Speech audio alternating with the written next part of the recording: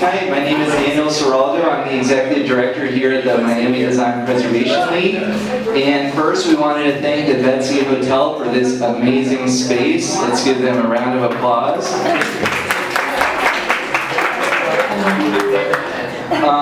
And so before I pass it off to the next speaker, I wanted to let everybody know about a very special initiative that we have just launched today, which is that we are doing our first crowdfunding campaign to raise the funds in order to have a very special exhibition about women's suffrage, which next year will be 100 years since the passage of the 19th Amendment. And so today we started a really cool crowdfunding campaign. And we have in the audience Dr. Lynette Long, who will be the curator. And she is amazing. If you Google her work about breaking the bronze ceiling to have more representation of women among the statues of our country, she's done really great things with that. And we're really hoping to be able to put this exhibition on. I also want to thank our NUPL staff, Andrea and Charlotte and Martin. And are there any others here? Melissa. Oh, well, that's next. Are there any tour guides in the audience? Please raise your hands. All right, thank you, tour guides. And we have Jack Johnson, the chair of our board, in the back, and a lot of other very important people. But before we get started, I just want to say thank you all. And now I'm going to pass it to our programs chair, Nancy Lieben, who really thought this idea up along with Jeff Donnelly and Jack and others. And we're so excited about this program. So let's give Nancy a round of applause.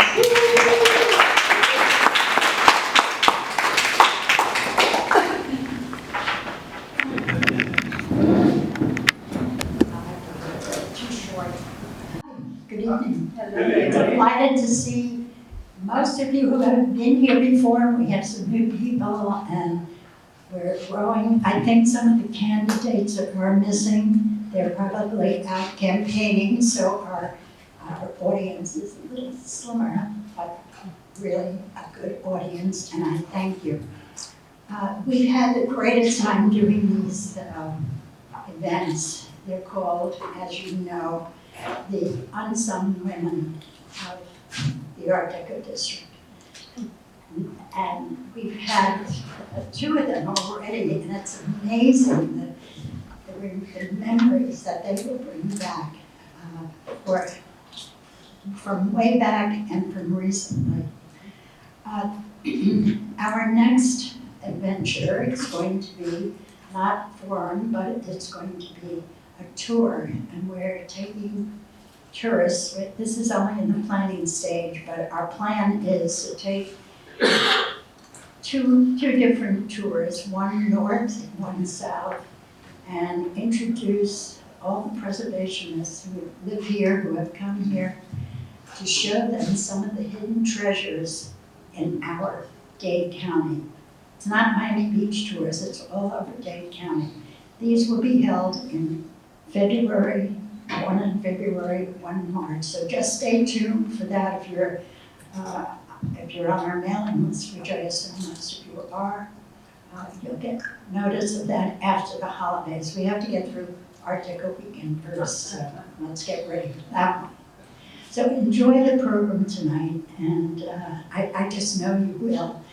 The last one brought tears to my eyes when I heard some of the reminiscing that went on. And now it's my pleasure to introduce your moderator, who is our on-the-scene moderator for all of, at least all of our forums that we've had so far. This is your third time? The second. Second time? Oh, we're gonna make. I'm working up for my third. If I'm invited again. Wait, maybe we can make you a moderator for life. I think that's what it's gonna be. But his real name is not moderator. It's John Stuart. I always want to call you John Edwards. John Stuart. There must be somebody who looks like you.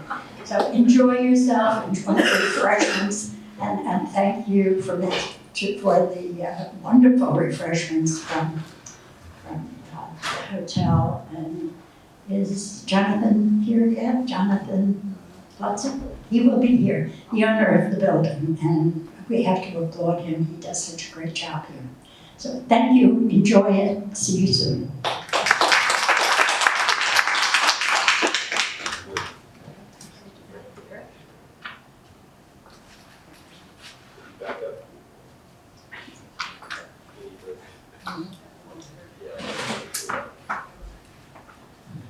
All right, thank you very much, Nancy. I'm John Stuart. I'm a professor in architecture at FIU, and I'm also the Associate Dean and Executive Director of the Miami Beach Urban Studio. So I live in the King Cole on Normandy and so I live and work in Miami Beach.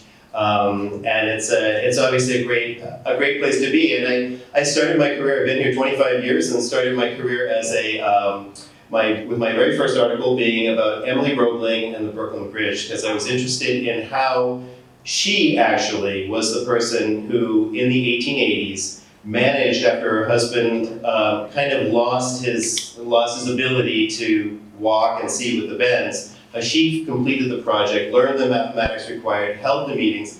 All of that was kept out of the newspapers, but it was really, that was my first kind of introduction to unsung women and how important they are to everything. I mean, some women are also extremely important, but my introduction to unsung women, the topic of tonight's conversation. And I'm just going to say the second thing that comes to mind is that my first book was about it was a translation of a novel that was about architecture and women and women's clothing. And so it's connecting the idea of an architectural facade to women's clothing, especially women who were on the street. It was the early 19th century, and they were talking about color and fashion and design. And so I think that this topic is incredibly important, and we were so fortunate to have our conversation,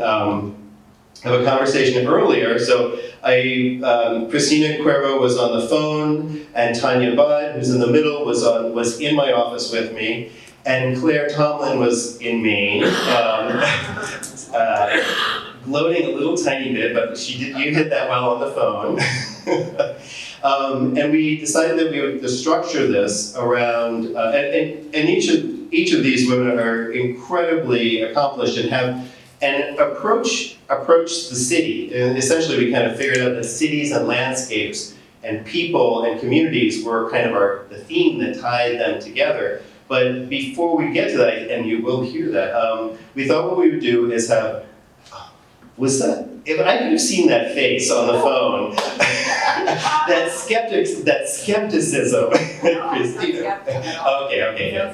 Well, Christina, why don't you start out? What we're going to do is just ask for 5-minute introductions, self-introductions, kind of what you think you might like to, where you come from, how you came here, all these things.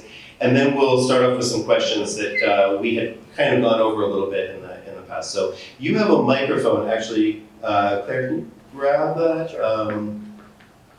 I mean, I can share my microphone, but I hate to do that. I will. If it's not on, I'll give you mine, which is. No, it's on. Okay. Right.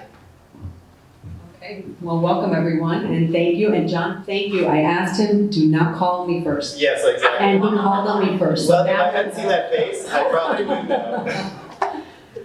Anyways, I want to thank everyone. I'm very humbled actually to have been invited to be here. So Nancy, I know where you are hiding back there, but I asked her, I don't know, why have you asked me to come and speak tonight? But I am going back and looking back at what has happened over my career and my involvement here in Miami Beach. It's really a very fulfilling time of my life. And so I'm very happy to be able to spend the night here tonight with all of you and talk to you about what not only I, but many of us, and obviously a lot of it because of our involvement with Nancy, were able to accomplish in the city of Miami Beach. So I look forward to sharing more of my history with you, but so that you know, I came to Miami Beach in 1998. I actually started working here as an assistant city manager. My prior career had been in banking and real estate finance, and then I had been an assistant city manager in the city of Miami from 1992 until 1998. And I worked for a former city manager of the city of Miami Beach, Jose Garcia Pedrosa, in the city of Miami. And so I left the city of Miami to come to the city of Miami Beach to work under a city manager named Sergio Rodriguez, who used to work at the city of Miami. Anyways, long story short, I got here in 1998, which is right when, and this is a prelude as to what I will talk about tonight, when the Lowe's Hotel was under construction. They were already under construction, but we were completing it. And the Royal Palm still had not started, although the Black boycott had ended and Don Peoples had been selected to build or actually preserve and restore the Royal Palm. So that was a very interesting time frame. And then I'll talk a little bit as well, I think, about my experience with the South of Fifth neighborhood, because when I worked at the city until 2005, and when I left in 2005, I went to work and was very involved in South of Fifth. And so it's just amazing when you look back at, what the complement of preservation efforts, as well as the city's visionaries in order to accomplish the success that we have today. So thank you very much again for having me, and I look forward to participating. My name is Tanya Bhatt. Nancy asked me to join in on a panel, and I kept saying, Nancy, I think you mean to send this to somebody else. And she kept saying, no, Tanya, you can be on this one or that one. And I said, no, really, I think you've got the wrong person. I do not have the august career with the city that my compatriots on the panel do. I am a branding and marketeer by trade. I'm still in the middle of my career. I have been a resident of Miami Beach for almost 17 years, which by many accounts is a newcomer by Miami Beach standards. But for me, that's twice as long as I've lived anywhere else. So that's saying something that I don't want to pick up and move. One of my claims to fame, how many people here know what the Leadership Academy is for Miami Beach? So the year that I graduated, Phil Levine closed it down after my graduating class. So that'll just set the tone a little bit, and I'm pretty proud of that. It has since been reinstituted, and I think that speaks very well of the city that they girded their loins and reopened it. But I've learned to cool my jets a little bit, and since then I have helped run a mayoral campaign to challenge Mr. Levine. We did not prevail, but we did let people know that they were on notice. I'm on the board of Miami Design Preservation League, and it is a real honor and a privilege to bring my background in branding and marketing and placemaking and community building to bear on such an august organization. And I am president of Miami Beach United. Who here knows what Miami Beach United is? If you don't, please come see me. For those who didn't raise your hands, please come see me after the meeting, and I will give you a very short explanation of what it is and why it's really critical that you sign up for the newsletter. But anyhow, I digress. So the reason I'm on this panel, I think, is because there is a lot to be said for getting residents involved in preservation and bridging the divide between what developers tell you is best for you and residents telling you what they think they need and want, because really the truth lies somewhere in between. And even the most well-intended activists and the most thoughtful developers may not really know what the secret sauce will be when they start their project or start their protest. And what I've seen in the last number of years is that when you can build a dialogue and listen to each other and workshop something, that's when you can really create something special. And what I've also seen in the last number of years is that in a town where so many people feel so passionately about what is at stake, we are becoming really polarized. And we are at risk of killing the goose that lays the golden eggs. And I would just encourage us to maybe cool our collective jets and work together rather than tear ourselves and each other apart in order to build better projects with better outcomes. And I think that's why I'm here. Also, Nancy, thanks so much It's been really fun to prepare for this evening. Nancy and I agreed that I would talk about the restoration of the Botanical Garden, the markets that I've run for many years, 22 years. But this afternoon, it occurred to me that I really needed to talk about the Miami Beach Women's Club first. First. When I got here, I had two neighbors that played bridge at the Women's Club. This is when the women of the Women's Club owned it. They couldn't pay the water bill, but they owned it. George remembers all. So I was invited to come at 11 o'clock in the morning on Wednesday and bring $10. And I would be taught bridge by a lady who was 94 years old, who had played with Charles Gordon. We would get lunch, and we got to play until 4 o'clock in the afternoon. So that was a real introduction for me because I was 50 years old, and I was leaving Atlanta, Georgia, and I thought I was so old, nobody could ever want me to do anything. I promise, I mean, I really was there. And y'all, the youngest person playing bridge was 84, I think, and the youngest one was 84, the oldest one was 103. So if I had grabbed hold of the Women's Club before Mickey Wilson did, I was going to turn it into what it is today. That was where what my plan was. I look forward to sharing information about the Botanical Garden and about the markets and about my relationship with Nancy Liebman. Well, since you're finished the introductions, you guys all did a great job. I just can't believe it's making my job so easy. Well, why don't we start? Because I think we're going to talk about placemaking in a little more depth in each one of your experiences. And maybe you should start since you have this on the tip of your tongue. I would love to hear it. In Atlanta, I was an active member of the Botanical Garden, and I was an active member of the Herb Society of America. And when I got here, I really wanted to do, am I speaking too loudly? Is there good? No. I really wanted to do something with plants, and I didn't exactly know what.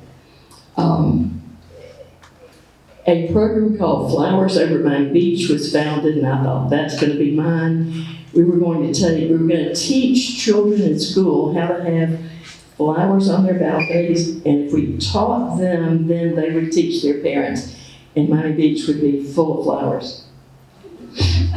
It was a wonderful concept.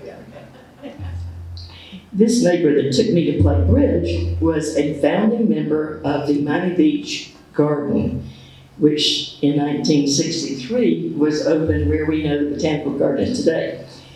Now in 1963, they opened a major glass house, the conservatory, and so by the time I got here, I was invited to come to a meeting of the Miami Beach Garden Club at the Miami Beach Garden and Conservatory. And this was 94.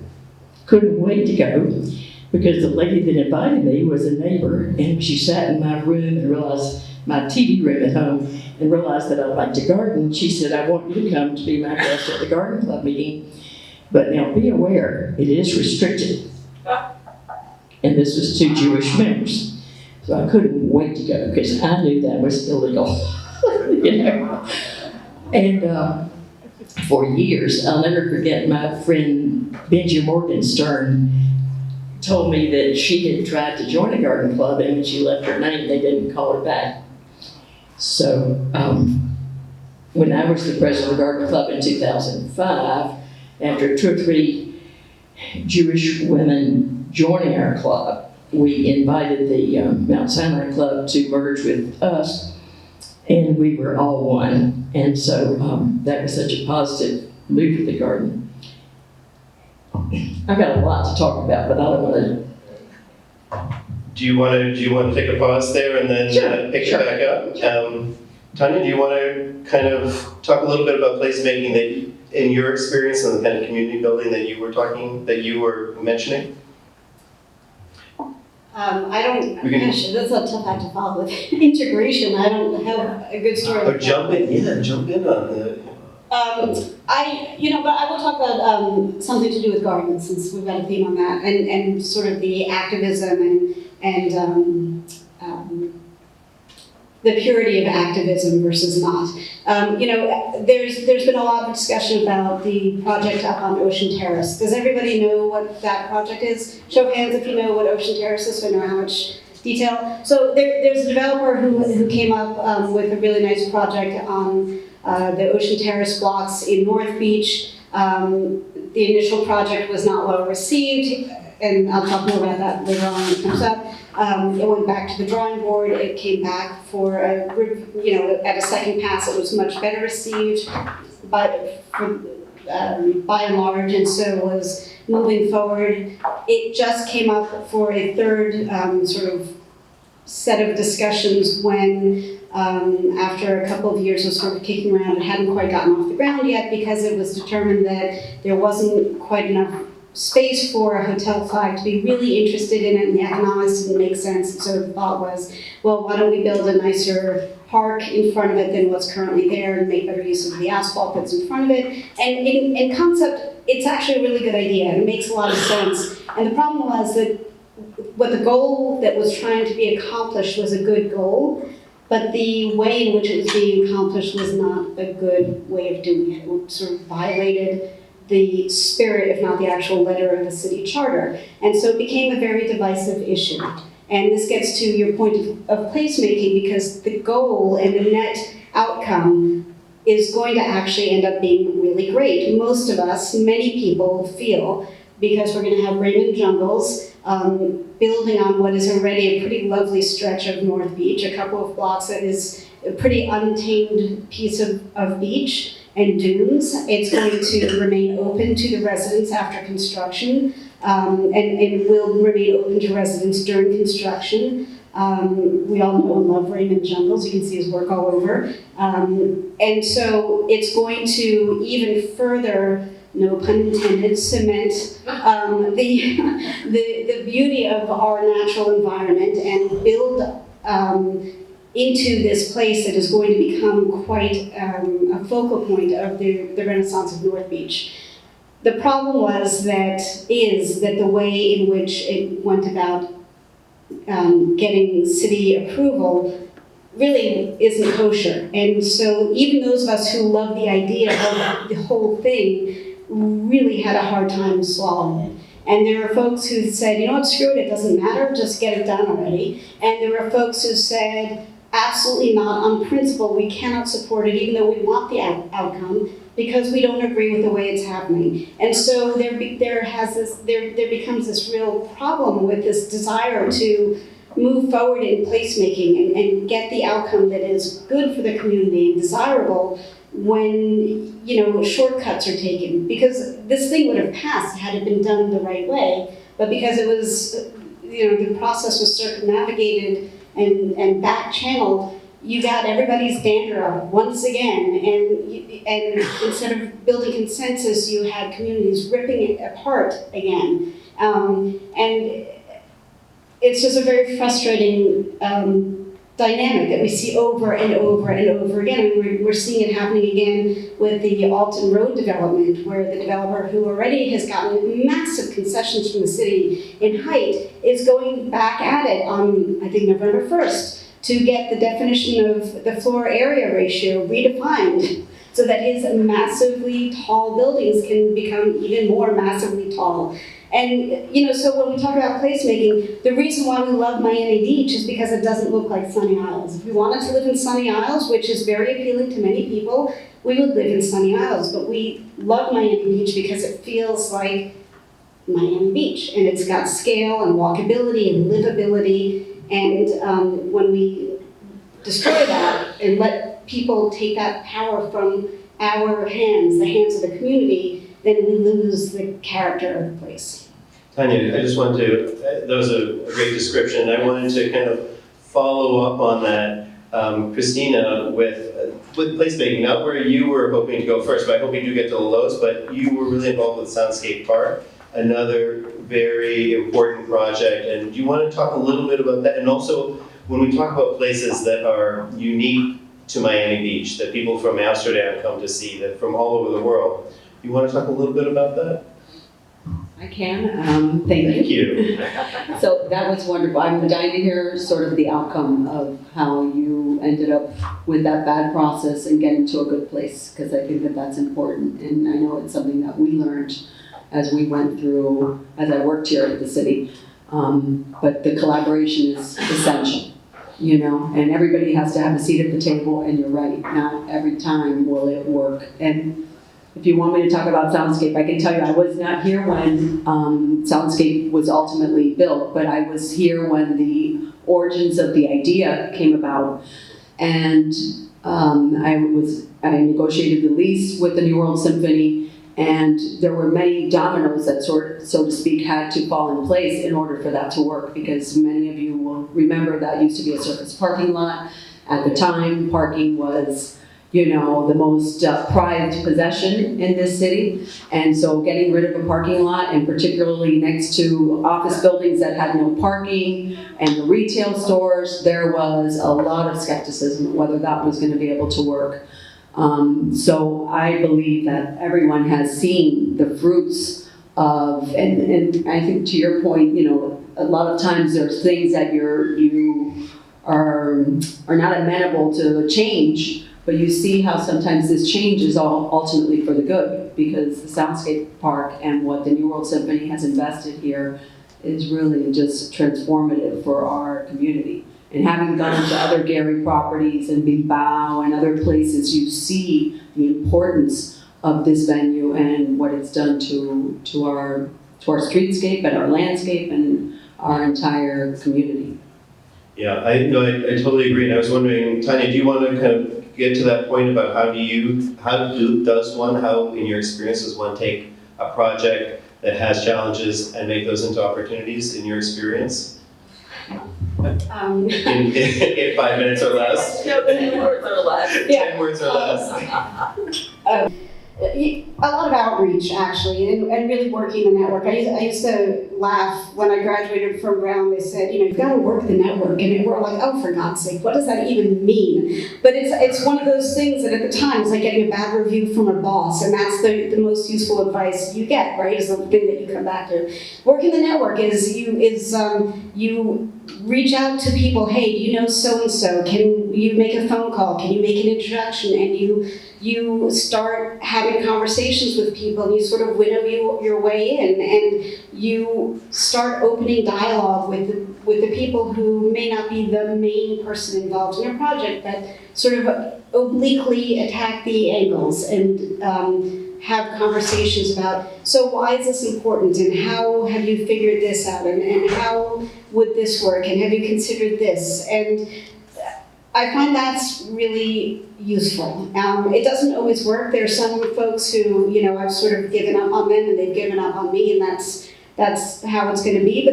But those are also things that I think aren't going to be super successful. You know, the projects that are successful are the ones where you can have a dialogue. And I've also learned that, you know, if I can't be the one who's going to be successful, you pass the baton to somebody else who might be. So if I can't get it done, maybe you can. And if you can't get it done, maybe you can. And if none of us can get it done, then let's focus on something that we can win. We're not going to win them all. And hopefully we can mitigate the damage when we can't win one, and move on to something where we can, you know, be glorious and triumphant in a different way. Claire, do you want to kind of add to that? Well, we all have challenges, and I certainly had some in the garden too, but I thought I would go back a little bit. The hurricane of 1926 was the beginning of garden clubs in Miami Beach. The word's gone away. When the water covers a surge, there was a surge, and most of the landscape on Miami Beach died because of the salt water. And so there was a group of women that really wanted to promote rebuilding the beautiful landscape of Miami Beach. And they would stand on corners with Dixie cups and ask people to make contributions. And out of that came the Miami Beach Garden Club. Y'all, these were all Gentiles. They allowed 100 people to join. Because Jewish people were not invited to join, the auxiliary at Mount Sinai decided they had a garden club. Then there was a group of women that didn't qualify for either of the first two garden clubs. They formed their own. And there was a garden club on Star, Hibiscus, and Palm Islands. So when I went in 1994 to the garden, there was a closet in the back room for each of these garden clubs. Now remember, I liked plants a lot, and so I began to look at that building for what it was worth. It was just a lovely design. It was very workable. And after we had done several flower shows there, I wrote to Nancy. She was still in Long Island in the summer, and I said, I wrote to each of the commissioners, by the way, and she was the only one that responded, but because of her historic preservation background, she said, I'd really like to meet with you when I get back, and she did. And between her support, and hers was real support, but Neeson Caston was mayor, and of course he was a real preservationist as well. Neeson's son, Eric, was about 8 years old, and he came twice a week and gardened with us, so I'm sure that got his attention. But anyway, we began to think about, well, let me back up and tell you, there was no fence around the garden at the time. Homeless people lived there. They washed their clothes in the fountains and hung them on the shrubs to dry. The building was dark brown, not very inviting. It was a city park, but it was not staffed. And so we started, there's a group of us, there were 6 of us that formed the Miami Beach Garden Conservancy to try to bring life back to the garden. We were given a key, and on the first Monday of 1997, a friend and I opened the front room and called it the Welcome Center, and went 5 days a week and began to think about, how can we bring activity here? And Don Worth joined the board and called a meeting one night, and he said, let's talk about how we bring life to the botanical garden.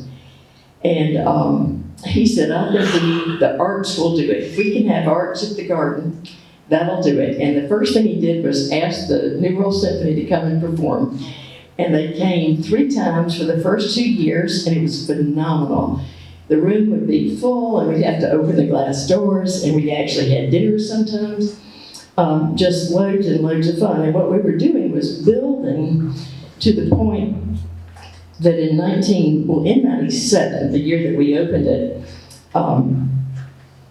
let me think about this. The Conservancy had been granted a 501c3, and we were allowed to be there at the garden. I think it was 98 that the board decided on the arts project. I want to back up a little bit. When Jose Garcia Pedrosa was our city manager, he refinanced, and any of y'all that can help me on this, please pipe in, George or Jeff. He refinanced the loan, the bonds, on the convention center. And it was just phenomenal because the city had been paying real high interest rates, maybe 18%. And he came out with many millions of dollars, and I don't know if that was $8 million or $10 million, but then these monies allowed him, the Cultural Arts Council was formed, and you look at what that's done for our city. The Bass Museum benefited, the Miami Ballet, you wanted to move to the building, and the garden benefited from that. Well, Ken Treaster, who had been the architect for the Holocaust Museum, wanted to connect the Holocaust with the garden. And he really went for that $3 million that was going to be available for the garden. Well, there was a group of us that didn't want the garden to be run by the Holocaust. And so that was, I guess, our first challenge. And we fought and fought for that and gained success. I can't tell you how that occurred, but we fought. We had to meet a meeting to try to get those dollars to come directly to the garden. And it was building that fence. Well, in 99, we got the GEO bond was, well, no. The money from the convention center put the fence in, painted the building white, put in trash cans and beautiful benches. And putting the gate on allowed us to say if a homeless person slept there, they were trespassing. So you're right about that.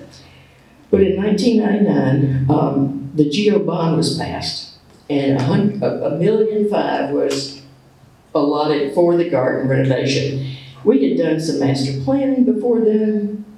We had really developed our arts programs. The Second Thursdays program that was started by the Cultural Arts Foundation, or Cultural Arts Council, was very beneficial to us. There were just numerous arts programs. And, when you start looking into a history like this, you realize that there are many subtitles. I mean, I could do a report on just all the arts projects that were there. And I think I probably need to do that because I may have the best long-term history. And I've begun to try to do that. So we passed the GO bond, we get the $1.5 million, but nobody on the garden board knew how to raise money. Just the $1.5 million sitting there, but the city wanted us to raise an equal amount of money. Polar Raybird, who raised probably $750,000 for the garden, wrote a $500,000 grant to the state of Florida. And at that point, if you got a $500,000 grant from the state and did a good job, you could get another $500,000 for 2 more consecutive years. Guess what? That's $1.5 million, and it was going to match our GO bond money. And we were so thrilled, and we won. We got it. And then George Gonzalez wouldn't let us have it. Now talk about frustration. Don't you remember, Nancy? You were there. He did not want it used for the garden. He was happy for the city to get $1.5 million from the state. But at that point, we didn't even go to him and say, can we do this? We didn't even let him know. We did it on our own. Can you imagine? And so part of my reason for leaving the garden was just my balloon was burst because it's a big job to raise those kinds of dollars. But to continue, Nancy encouraged us to reach out to the city for a concession agreement. And we had a meeting with George Gonzalez soon after he arrived. And in 2001, he approved a concession agreement for the Conservancy to actually manage the garden. And that's what kicked off the improvements that are there. Let me ask you, George Gonzalez, where is the former manager who didn't want to do anything? Well, we won't debate that right now, but if I'm remembering correctly, anyway, it was just a very sad thing. But we didn't follow protocol either, and in our excitement in being granted that money, we were just so thrilled. Nancy actually went to Fort Lauderdale with us to try to, seal that. But anyway, I'll stop right there. And Well, thank you, Claire. I think you've made some amazing points. Obviously, our former assistant city manager would jump in on the cowboy activities that you have. I wanted Tanya to Tanya, I would like for you, because you really, when we were talking, you were talking about another project that you were working with Don and Nina, and I thank you. Yes. Oh, perfect. Thank you. Yeah. I don't know. I hope they just stay on one sink and don't move to the other one. Whatever's happening up there. Yeah, I hope it's the air conditioner. Tanya, would you like to talk about the linking of these projects? Because Claire's you were talking about being involved in that, and from our notes, no? Oh, the pathway? Yes, the pathway connecting the botanical garden, because it kind of goes to this idea of the city today and where we're trying to, the resources that Claire helped us to get, that obviously Christina helped us to get, you're working on kind of pulling together into this more complete experience of the Well, city. that is giving me far too much credit. I'm not working on it. I think In 2 minutes or less. I think I just signed a letter of support that Nina and Don and Clotilde Luce, who's also on the board of Miami Design and Preservation League, and a couple of other people put together. But the notion is that, Washington Avenue is this corridor of, it's kind of the cultural corridor, the backbone of the city of Miami Beach. And we've got the Wilsonian and, the Miami Design Preservation League is one block off it, and you've got the Jewish Museum and the Betsy is one block off it, and the New World Symphony and the Soundscape is one block off it, or on it rather, and the Botanical Garden, but it's, this sort of throughway, Lincoln Road backs onto it, and there, you just kind of meander down Washington and wander in and out in the post office, which is so beautiful at 10th or 12th or whatever it is. But it is, thank you, 13th. And so the notion is that you can connect all these spots. Like the emerald necklace. I was just going to say, it's like a necklace. It's the emerald necklace and sort of a green way, a green link that can connect all these spots with a little green path that would enable a visitor or a resident to wander through to all these really important cultural spots. I mean, we're a tiny little village, a 7-mile town where, we fight so hard about it because we all love it so much and care about it so much. And we really have these world-class institutions. They may not be enormous. It's not the Metropolitan Museum in New York, but they're world-class institutions, and they're right here, and they're all in walking distance. So wouldn't it be fabulous to be able to walk them connected by a greenway of some sort? And so that is the project that Nina is working on. So you should actually ask her, not me. The Q&A, thank you.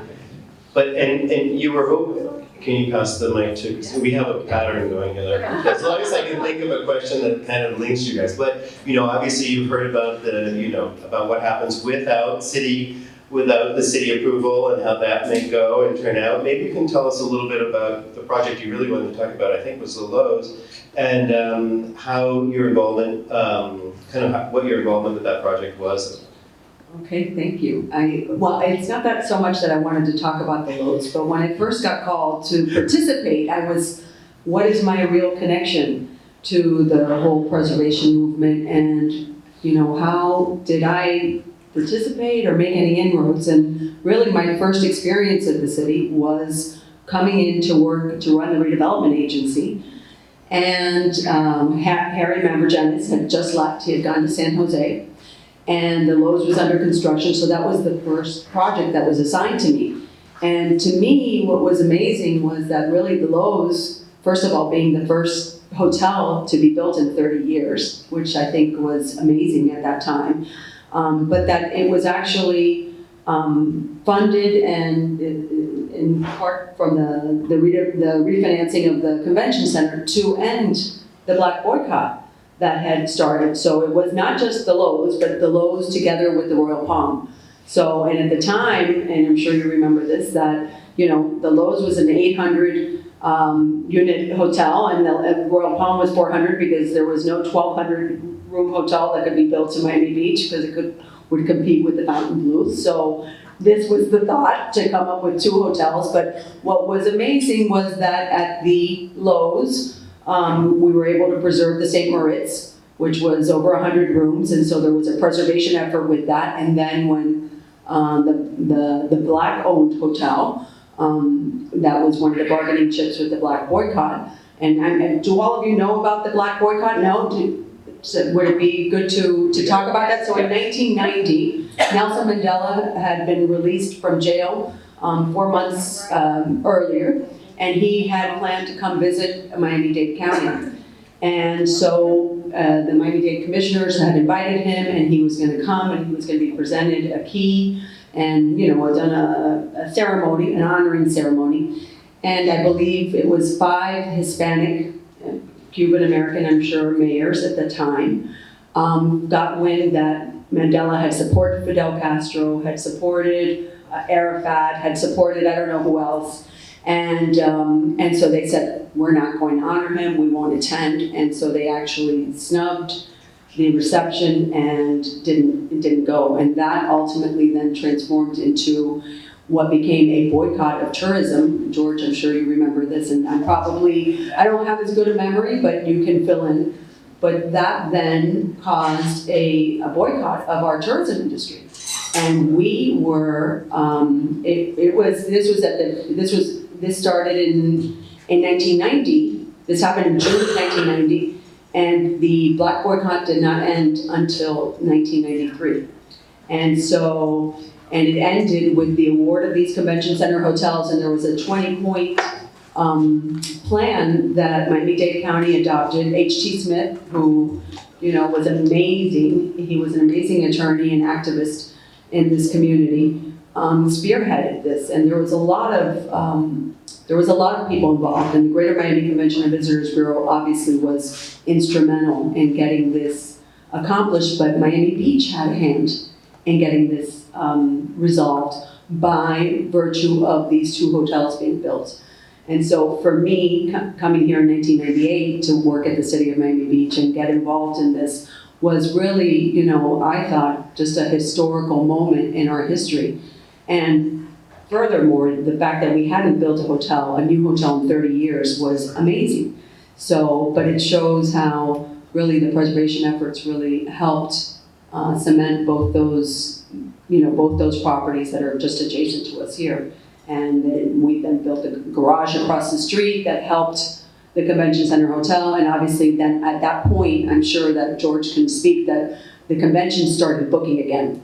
And it really spearheaded the success that we've had at our convention center, so. Thank you. And Dawn Peoples left all the way to the bank. Exactly. Okay, there you go. Well, Lest we forget. I think this is a great moment to not only thank our host, Jonathan Plesser, who's here. Nice to see you. Thank you. And but also to open it up to questions or comments. Yes. Would you like to? I can bring the mic. Speak loud. No. Really? Yeah. All right. Well, it's pretty good. Wait. No, you know the videos. Okay. I worked very closely with Christina, and I also worked very closely with Claire. But I just, Christina, what we liked is somebody was so nice to work with from the city. We were always rejected. No, I'm very serious. We had that big issue. I was the executive director of the Miami Design Preservation League from 91 to 98 during all of those years, and fight. And Nancy was our secret, person at City Hall who would, give us the news. But it was just so nice to have someone like Christina there who was pleasant to work with and would do whatever she could to help. But I just want Claire how I met Claire, and I think, Claire, you want to talk about how did you do that? I mean, she had a project on Washington Avenue. Anybody remember where Hustler was located? Yes. Hustler magazine? See, you don't even remember.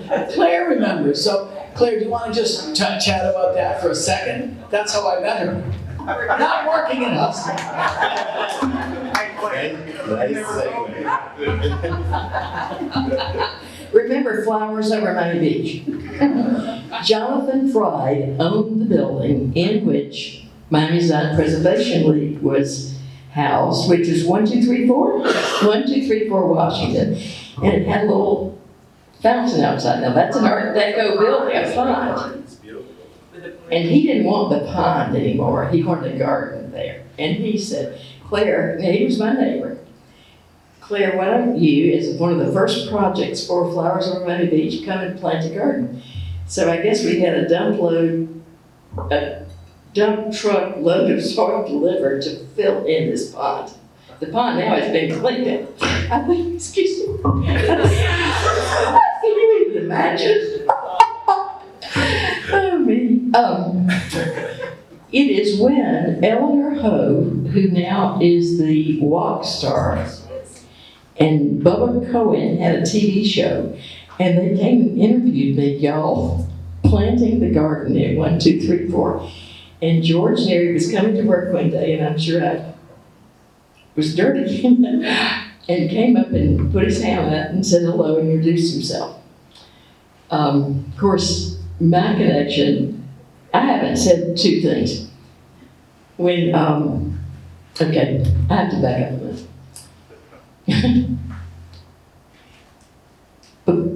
Because of Flowers Over Miami Beach, we had butterfly gardens every place. And if someone told me that we should put a butterfly garden in at Biscayne Elementary School, and Benjamin Morgenstern and I rented a U-Haul truck and were given 5 queen palm trees if we would come and pick them up in Homestead, which we did. And somebody said Nancy Liebman's going to be there, and she was the president of the PTA. So we are digging and planting, and I am filthy. But somebody says, there she is. And so I stuck my hand out and said, do you remember that? Said, I'm Claire Tomlin, and I'm new here, but I'm just so excited, and I'm glad to meet you. Well, the next year, she was going to run for re-election.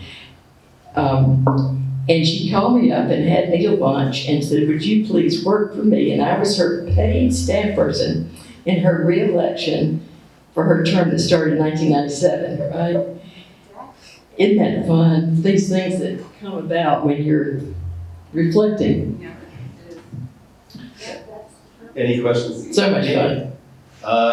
Any questions or comments? All comments are welcome. That's great. Oops. I just want a clarification. So the Lowe's was the first hotel built after so many years, but wasn't it also the first big chain hotel coming to Miami Beach? I don't know if it was the first big chain, but I think that the Lowe's investment, and it's something I failed to say, I think their investment and confidence in Miami Beach, I think really spurred the run that you've seen over the last 20, 25 years and the investment that's been attracted here. So I think Nancy might want to add to it. So. And the Royal Palm became the Crown Plaza too. I mean, I'm not saying that I was an advocate of that. I think the advocacy was more about the fact that we were able to make this investment because nobody had had the confidence in us. I just wanted the fact. Yes. Right. So it was the first hotel built in 30 years. There had not been a brand new hotel built here in over 30 years at that time. I was on the commission at that time, and usually when anything good came along, there was always a negative attitude. And when the Lowe's Hotel came along and built it, and everybody cheered it, as a matter of fact, do you remember they put a replica of John, what's his name? Tish. John Tish, who owned the hotel. They somehow sent up, they had like a big hill, and this plane came out and flew over it, and there was John Tish. Wasn't really John Tish, but it looked pretty good there. The city had never seen anything so exciting in their lives. They were all excited. Look at this, look what's happening Yeah, there. Nancy, you have to say that he did it, he made his presentation in drag. Right. Oh, That's true, you're right. Yes. I was more engaged in the hill and the plane. Because he got Wait. But then, let me finish this one. So now, after the hotel was built, it's several years, and if you all know, the golf course that's out there, which was so totally neglected, it was almost as bad as what Claire described as far as the garden. Everything here was neglected. I don't know what was, and I lived here for a long time. I couldn't figure out what the big thing was. So they didn't want to do it, and we had to fight bitterly. Susan Gottlieb was the other woman on the commission at that time, and we finally got them to vote for that. And they were so worried because it was going to cost $6 million to fix up the place. It didn't take more than a year for the Lowe's to become so popular that the $6 million got paid back to the city in that 1 year. And from there, when you do a little good thing, everybody comes. It started. The wave started and hasn't stopped. So you talk about the... I just wanted to mention that Jonathan Tish made his presentation to the commission in drag and, into the whole spirit of everything. So that was, grand hotelier and everything. It was quite the moment. I was going to ask something. Anyway, one thing I was going to add, because when you talked, Christina, about the black boycott, and following up on what Claire said about the exclusionary, tactics of Miami Beach, I don't know if everybody here knows that the whole reason the black boycott was instituted was because that there weren't many African Americans working in the hotels in Miami Beach. And even when the Civil Rights Act was passed, they still needed a pass to come to, basically be here. They couldn't spend the night. They couldn't stay here or be physically on the beach at night. And that's in our lifetime.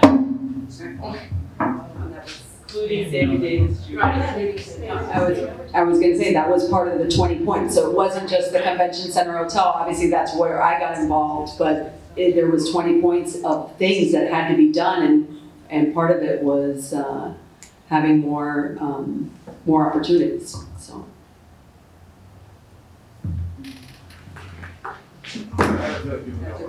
My name is Stephen Cohen. I feel you know who I am. My question, I looked at the archives, and there was once in 1997 a South Beach Day.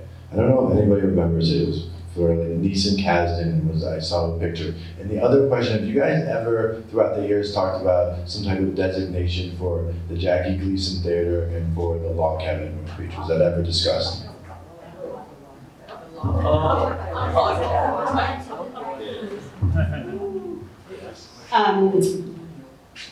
I don't know if the city's ever talked about designations for either the Log Cabin or the Jackie Gleason, but I will say that the Convention Center and Convention Center Hotel, as they currently exist now, which they're serviceable and functional, and with no disrespect to the people who designed them, they are not what they could have been. And part of that is because the Jackie Gleason, the real reason for that is unclear. I've asked everybody I can think of, and nobody's given me an answer as to why the two really spectacular projects were uncoupled in 2015, so that they were now independent projects of each other. That's another story for another time.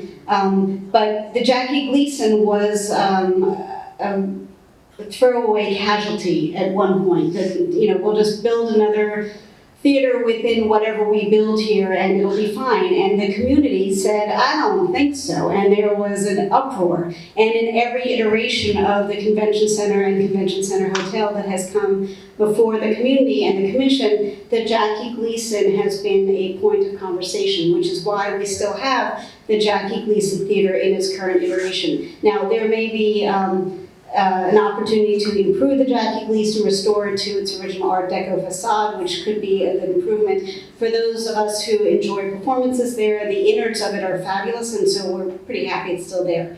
I think it could be a pretty awesome thing to have it designated, recognized, etc. That's not for me to say.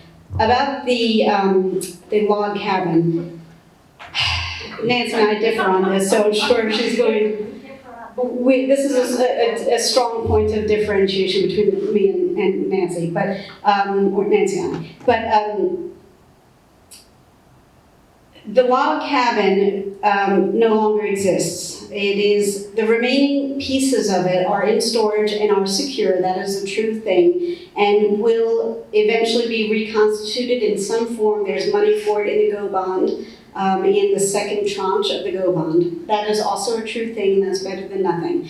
The frustration is that it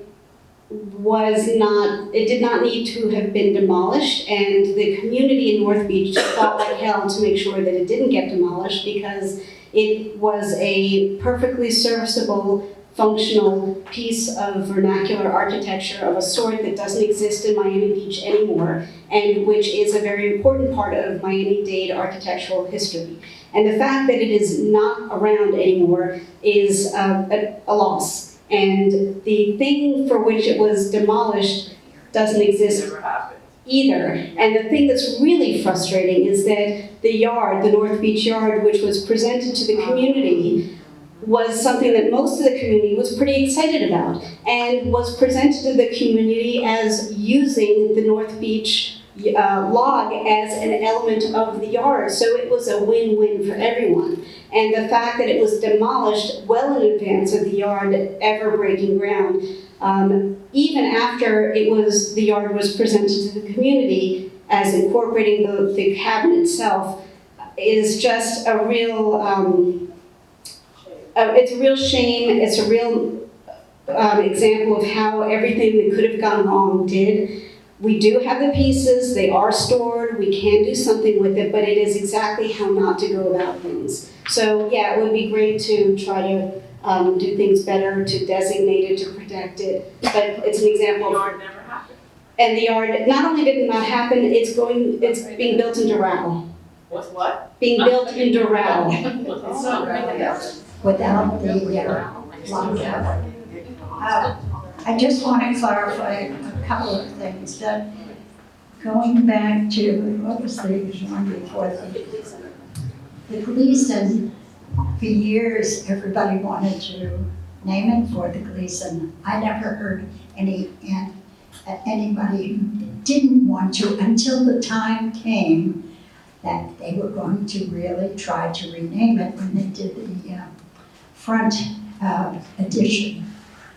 The reason was, and that was pretty much a secure reason that people didn't want it anymore, is because Jackie Gleason was not considered a friend of Miami Beach in that he exhibited throughout history anti-Semitism. That's what stopped it. I never verified that story, you just listen to it and hear it. But they aren't designated historic. I don't know if their age, how old are they? The age would even allow and as far as the story that you told about the log cabin, somehow I have erased that from my head because it has been such a contentious issue. It started out because we were going to have the yard. Everybody know about the North Beach yard was supposed to have been built on the west lots in North Beach. And it was pretty secure. They had an architect, they were ready to go. The city itself stalled and stalled, as you know well how the city can stall.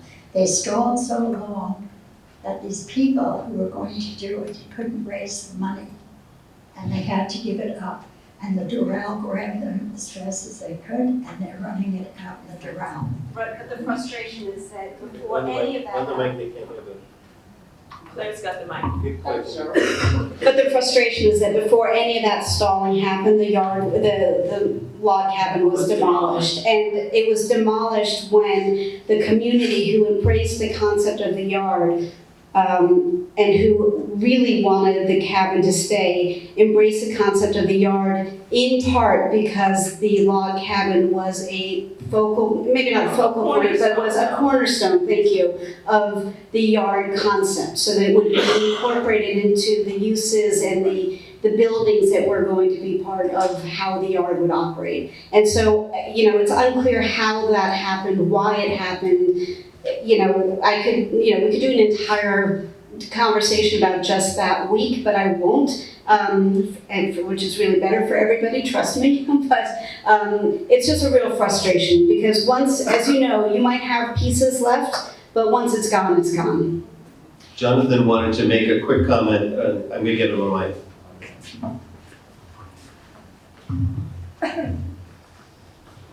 Thank you. I'm reluctant to, given the distinguished group we have here, but I'm going to tell two quick Betsy stories relevant to this.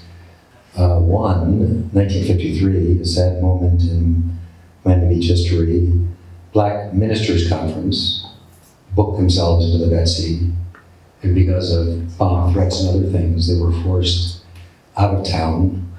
I'm proud, even though we had no association with it, the general manager at the time actually publicly said, they are still welcome here, but they left for their own safety. 1953. 1972 Democratic Convention. This was the site of the headquarters for the National Women's Political Caucus. So Aubrey Fairstein just opened Bella on Broadway, celebrating Bella Abzug, maybe yesterday, certainly any minute. But anyway, Bella and everyone else who was so significant to the women's political movement was here. I read that in a book that talked about the flea-infested Betsy Ross Hotel. Notwithstanding that, we're very proud anyway. And since I have the mic, and I'm from Rochester, New York, I have one more story quickly, which is next year is, of course, the 100th year celebration of women's suffrage. 100 years ago this year, Susan B. Anthony, who lived in Rochester, was arrested for voting and put in jail and lost. But the next year, women's suffrage passed. And with that,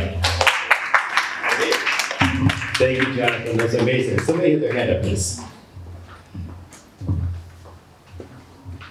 Hi, people mentioned the Women's Club and Jackie Gleason Theater. So earlier this year, I applied for 25 historical markers from the state to the city of Miami Beach.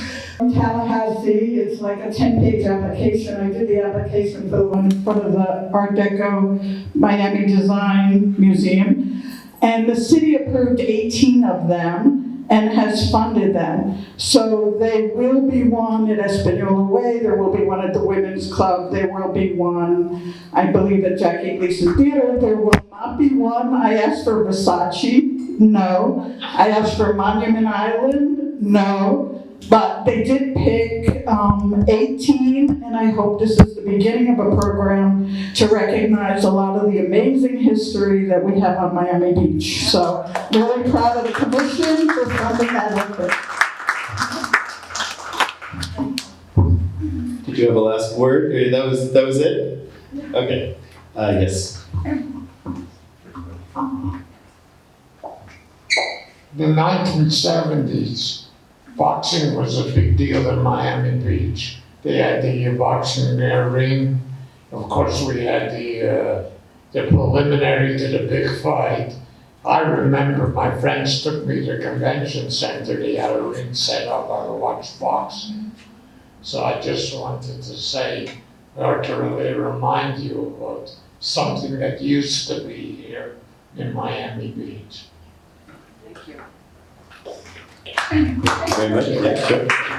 Just because we're talking about, women and that kind of Use thing. the mic. Yes. If you probably have already read it, but Smithsonian Magazine last month had a very good article about the struggle of women getting knowledge, not getting themselves known in science, in the field of science. So anyway, it's just a really good read if you can get a hold of it. Thank you. And Nancy had a comment you wanted to make.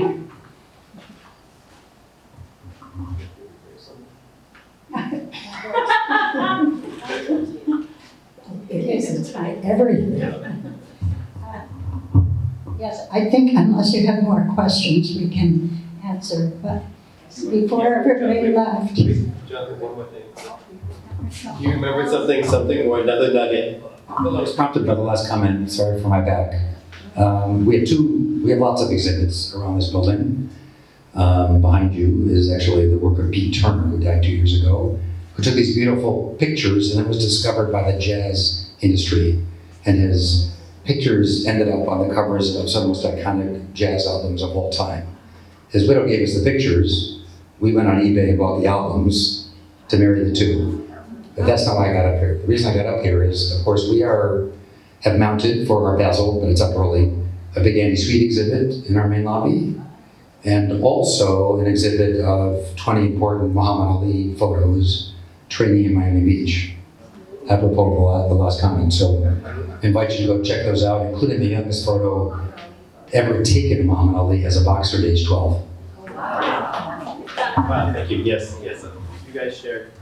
And we give Nancy this other one.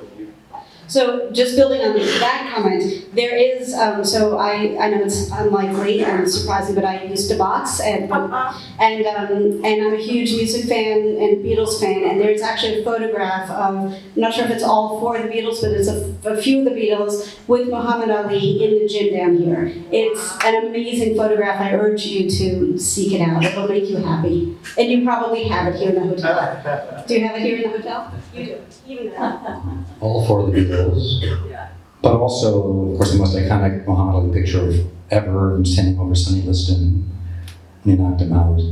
And also the very troubling, around the corner, so the kids don't get scared, of the cover of Esquire magazine, the San Sebastian cover, when Muhammad Ali is stuck with arrows.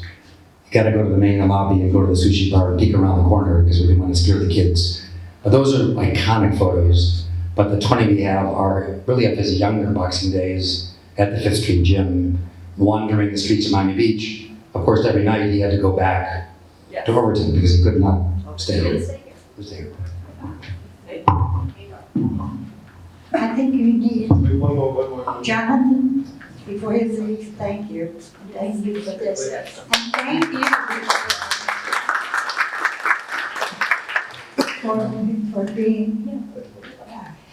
for being the enthusiast, the art lover that you are, and have a space like this. This is what he mainly uses this for. It's a fabulous hotel, but this has brought more art and recognition to Ocean Drive. It's sort of a different tone than the rest of Ocean Drive.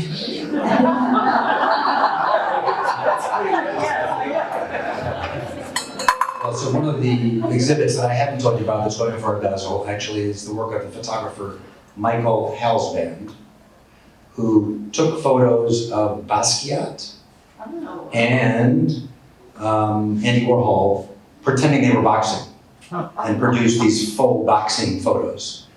And my wife, who curates all the art in the building, invited me to go with her one day to Michael Halsband's studio, and he's showing us these pictures of Basquiat and Warhol. And he says, oh yeah, he says, this is for this crowd. He said, yeah. He said, in like 1980, Eastern Airlines paid me to come and take pictures of all the buildings in South Beach. I said, what? And he, like a great photographer, took him 5 minutes, went into his file, brought out all these slides, and we have a commitment from him after Basquiat and Warhol is to get all those pictures up on our walls. So the studio's in New York City. I mean, he's a very prominent photographer now. He's very young when he took Basquiat and Warhol. But again, he just remembered this job he had, trying to earn a living. Eastern Airlines said, please take the pictures of the buildings around 1980. Kind of post-Andy Suite, it's quite desolate, and it's really about the architecture, so something you will hear about. Come soon. Nancy, I just felt like I didn't finish the story of the garden. Finally, in 2005, Richard Toledo was the president of the Conservancy, and his goal in his 2 years was to get the city to get a landscape architect and spend that money that had been designated by the GO bond. And so in 2010, Raymond Jungles had been chosen. The whole board worked hard, and a planning committee worked and made plans so that the garden could close in 2011 in June, but only be closed in the summer and reopen in the fall when the activities began. And so in 2011, the garden that you know today, fully renovated, was open. Now, what it says to me is when those plantings went in, it was a new garden and it didn't look like a whole lot. Everybody was being very critical of the garden. Well, when you go today, you see that Raymond Jungles really knew what he was doing because it's absolutely a gift to this city. So I just wanted to share that much. And one more thing, when I got involved, I went to some classes on nonprofits. I didn't know anything about a nonprofit. And when I started reading books, I became so aware, and you will all appreciate that groups like this one start out of passion, pure passion. And the board really doesn't have any money. They can't support the effort. But here, 22 years later or so, we see a garden that is well-functioning, well-funded, and something we're all very proud of. I just wanted to add one thought, and it's really, nothing has happened. There's an issue that's happening that reminded me so much of a lot of what we talked about. You all know the Byron Theater up in North Beach. Well, it seems that the city is trying to sell the theater to make money, of course, because there's no other reason to. They have neglected a big portion of it. But everybody, how many of you have been to movies there? Yes. It's closing at the end of this month. However, the commission hasn't really jumped on the sale yet. There's still negotiations going on. I think if this community, if you live in North Beach or even in South Beach, to make it known that that is something just like we have the theater in Mid-Beach, we have so much in South Beach. North Beach has been kind of left out of things for a long time. Well now, wait till you see Raymond Jungles, what he's doing to the Ocean Terrace. Things are happening, but we're losing a very important cultural amenity by losing this movie there. So I'm taking it on myself. I'm not talking for everyone. I hope NDPL will come join. But I couldn't resist because we've talked about how many of the things we had to rumble for in the city. Well, this one is worth grumbling for. Let's keep a movie up there in North Beach. Well, thank you, Nancy. Don't sit down. I think we all would like to really give you a round of, did you want to say something? Round of applause and thank you.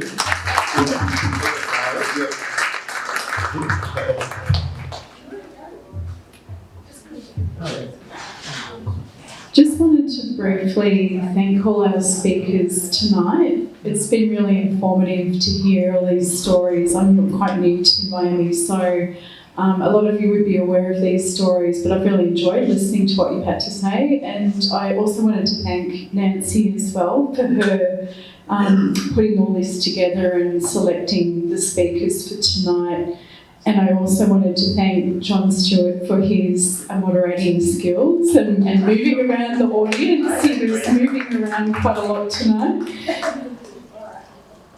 And okay, so for those of you that haven't met me, my name's Andrea Sherman. So I'm the marketing coordinator, the new marketing coordinator for MDPL. So I've probably met a lot of you at different events, but if you haven't met me, please come up and say hello. And I also wanted to thank Daniel as well for his work tonight as well, and Charlotte, who's put the event together tonight. And I think Jonathan's escaped, but yeah. So I just want to hand out some roses, and this idea was based around the idea of the suffragettes and how they used, this is a symbol of the suffragettes with the yellow roses. So we thought that was very appropriate with the unsung women tonight to be sung and to celebrate their stories. So thank you.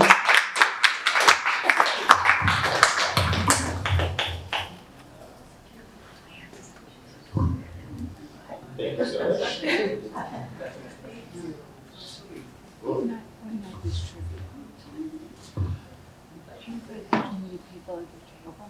All right, Andrea, thank you so much, and thank you all for being here.